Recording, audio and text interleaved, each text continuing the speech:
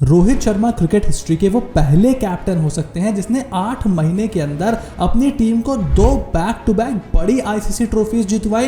Back to back 2 world cup में team undefeated रही, लेकिन उसकी अगली सीरीज से पहले ना सिर्फ उसकी कप्तानी बल्कि उसकी जगह के ऊपर भी सवाल उठाए जा रहे हैं। और अगर लेटेस्ट रिपोर्ट्स की माने तो बीसीसीआई टीम मैनेजमेंट इस बात पर विचार कर रही है, क्योंकि रोहित शर्मा टेस्ट क्रिकेट और टी20 क्रिकेट से रिटायरमेंट ले चुके हैं और अब अगली ओडीआई सीरीज इंडिया को ऑस्ट्रेलिया के सामने अक्टूबर के महीने में खेलनी है। 2 साल के बाद साउथ अफ्रीका में ओडीआई वर्ल्ड कप होना है और ओडीआई बायलैटरल्स अब ज्यादा होते नहीं हैं। ऐसे में टीम को फ्यूचर के लिए रेडी करने की बात हो रही है और इसी को लेकर के कहा जा रहा है कि क्या रोहित शर्मा की ओडीआई कैप्टनसी ली जा सकती है।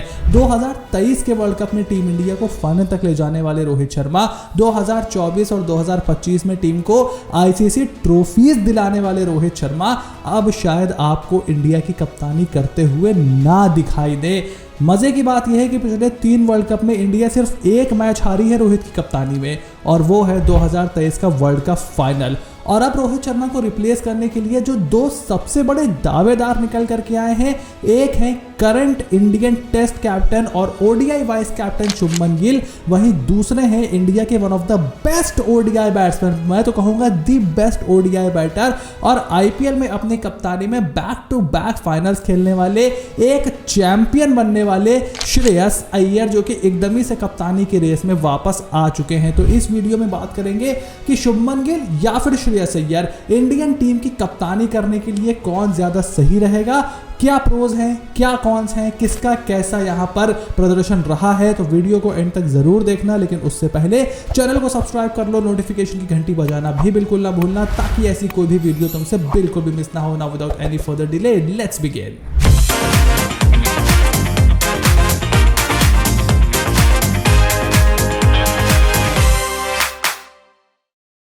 शुभमन गिल के साथ अगर बीसीसीआई इंडिया के नेक्स्ट ओडीआई कैप्टन के तौर पर जाते हैं तो उसका सबसे बड़ा रीजन यह होगा कि ना सिर्फ वो इंडिया के करंट टेस्ट कैप्टन हैं, बल्कि पिछले तकरीबन 1 साल से वो इंडिया के वाइस कैप्टन भी हैं ओडीआई फॉर्मेट में। यानी कि लीडरशिप ट्रांजिशन को लेकर के जो प्लान बीसीसीआई ने बनाया था, शुभमन गिल उसमें सबसे आगे थे और जो बाकी के कंटेंडर्स थे वो थोड़ा सा पीछे रह गए थे। और दूसरी बड़ी चीज जो शुभमन गिल के फेवर में जा रही है वो ये है कि लॉन्जिविटी देख रही है यहां पर बीसीसीआई। देखो, 2 साल के बाद आपका ओडीआई वर्ल्ड कप आना है, उसके बाद जो अगला ओडीआई वर्ल्ड कप है वो इंडिया में खेला जाना है।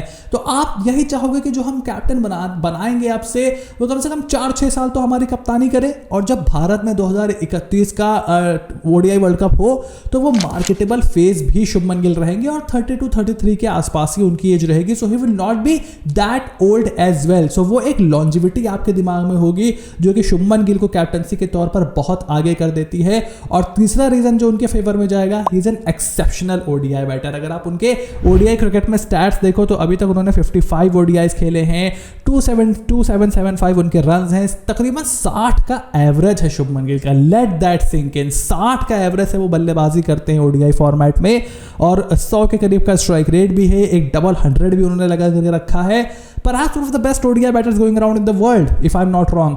और शुभमन गिल वाकई एक ओडीआई ग्रेड बनने की तरफ जा रहे हैं, और क्योंकि ओडीआई मैचेस ज्यादा नहीं होते हैं तो इस स्टैट्स में मतलब बहुत बढ़ोतरी हो सकती है। सोचो, पहले की तरह अगर ट्राई सीरीज हुआ करती है, आज के टाइम पे वो पटरा पिचेस हैं, एक आपको में भी हल्की टीम मिल जाती थी हर दूसरे तीसरे महीने, तो आपके स्टैट्स बहुत अच्छे हो सकते थे। सो मॉडर्न क्रिकेट के ओडीआई स्टैट्स पे ये मॉडर्न क्रिकेटर्स के साथ एक इशू जरूर रहेगा। और ये 3 रीजन है जो शुभमन गिल के फेवर में जाते हैं। 3 रीजन श्रेयस अय्यर के फेवर में भी जाते हैं, जिसमें सबसे बड़ा रीजन है एक्सपीरियंस कैप्टन।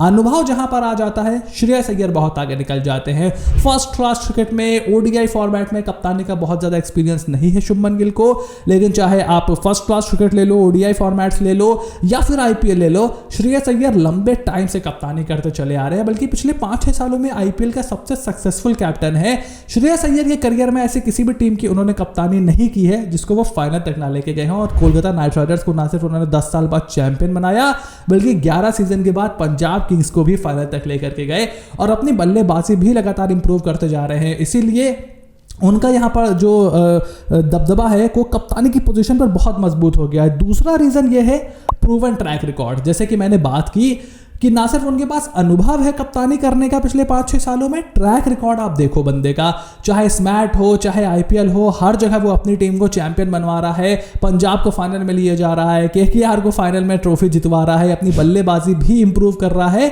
और इंडिया का one of the best ODI batter है वो। बल्कि मैं तो ये कहूंगा कि जो ओडीआई वर्ल्ड कप था, जो सेमीफाइनल में विराट कोहली के 50वें ओडीआई शतक ने जिस इनिंग को ओवरशैडो कर दिया, वो मैच हम जीते श्रेयस अय्यर के वो 60 बॉल्स में जो उन्होंने सेंचुरी मारी थी उसकी वजह से जीते थे। और जो चैंपियंस ट्रॉफी था 2025 का, जहां पर बल्लेबाजी करना दुबई की कंडीशंस में आसान नहीं थी, he was the leading Indian run scorer.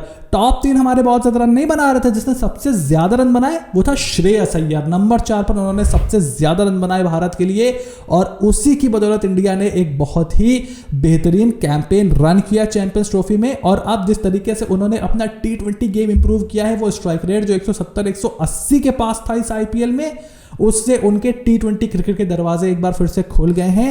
And I am really sure कि जब इंडिया की नेक्स्ट T20 स्क्वाड का अनाउंसमेंट होगा, श्रेयस अय्यर आपको उसमें दिखाई देंगे। तो श्रेयस अय्यर या शुभमन गिल, कौन होना चाहिए टीम इंडिया का अगला ओडीआई कैप्टन? अगर मैं आपको अपना एक ओपिनियन दूं आखिरी में, तो देखो मैं यहां पर शुभमन गिल के साथ जाऊंगा। देखो उसके पीछे रीजन मैं आपको देता हूं। रीजन ये है, ओडीआई क्रिकेट होती नहीं है बहुत ज्यादा। मैं शुभमन गिल को ओडीआई कैप्टन बना दूंगा क्योंकि आप उनके साथ टेस्ट क्रिकेट में गए हो तो एक थोड़ी सी अथॉरिटेटिव मतलब इमेज उनकी बनानी होगी, आपको उनको चांस देना होगा। और इतना ज्यादा ओडीआई क्रिकेट होता नहीं है, so I really don't see it making too much of a difference. क्योंकि अगर आप 2 साल के लिए श्रेयस को कैप्टनसी देते हो, 2 साल में आप वर्ल्ड कप नहीं जीतोगे, अगर 27 में आपका परफॉर्मेंस अच्छा नहीं होता, तो फिर शुभमन को कप्तानी मिलने की बात शुरू हो जाएगी क्योंकि वो टेस्ट कैप्टन ऑलरेडी बन चुके हैं। And I don't see his performance going down, तो वो ओडीआई क्रिकेट तो अच्छा खेलेंगे ही खेलेंगे। तो वो एक एडेड प्रेशर होगा श्रेयस अय्यर पर, ना कि एक एडेड उनके ऊपर रिस्पॉन्सिबिलिटी होगी। तो श्रेयस अय्यर के साथ मैं क्या करूंगा, Shreyas Iyer is too good to not be the captain of the Indian cricket team, तो मैं उनको ओडीआई में वाइस कैप्टन कर दूंगा कि आप शुभमन गिल के डेप्यूटी के तौर पर रहो, ताकि हमारे पास एक रेडीमेड रिप्लेसमेंट अवेलेबल हो अगर शुभमन को कुछ होता है, क्योंकि वो बहुत इंजर्ड होते हैं। T20 क्रिकेट में 2026 का जो T20 वर्ल्ड कप भारत में होना है, उसके बाद मैं सूर्य कुमार यादव की जगह श्रेयस अय्यर को T20 कैप्टन बना दूंगा, क्योंकि I don't see any reason कि वो T20 क्रिकेट में वापसी करेंगे तो अच्छा परफॉर्मेंस क्यों नहीं देंगे।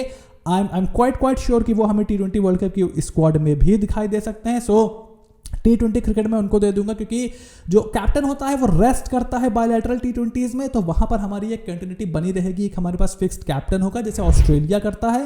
पैट कमिंस को वो T20 क्रिकेट में लमसम आराम देते हैं, ओडीआई और टेस्ट क्रिकेट में वो कैप्टन है। सेम चीज मैं यहाँ पर शुभमन गिल के साथ करूंगा और श्रेयस को दे दूंगा कि भाई आप T20 टीम चलाओ।